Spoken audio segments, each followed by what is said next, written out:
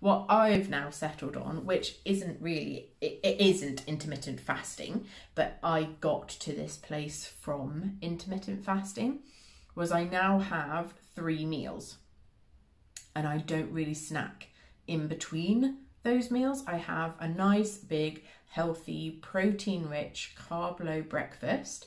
I will then have a really nutritionally dense, using either a salad or a soup or stew in the afternoon to make sure that I've got all the nutrition that I would need in that meal, and again make it hearty and satisfying and filling. And then I will have dinner. Now I may occasionally have something after dinner if I'm either still hungry or I might just need something at the end of the day.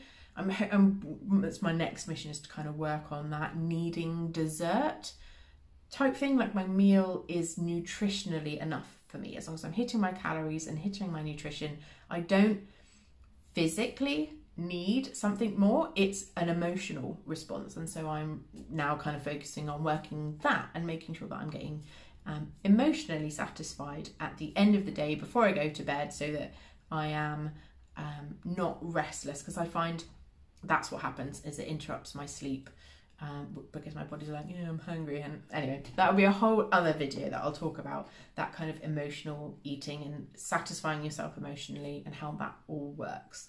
So that's where I've come to, is I now have 3 big, relatively big, nutritionally dense, satisfying meals, low carb meals, rather than eating several times throughout the day, which, back when I was a carb eater, was literally an impossible feat.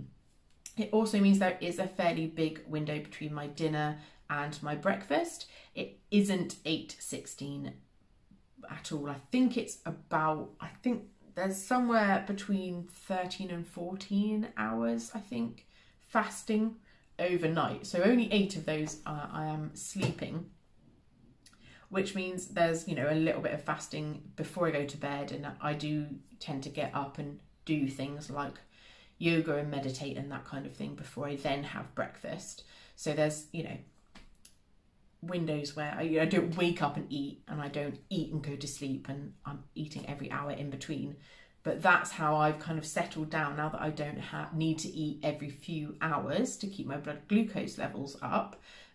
Being in ketosis has allowed me to stick with simply 3 healthy meals, keeping them low carb and nutrition dense, and I don't then get hungry.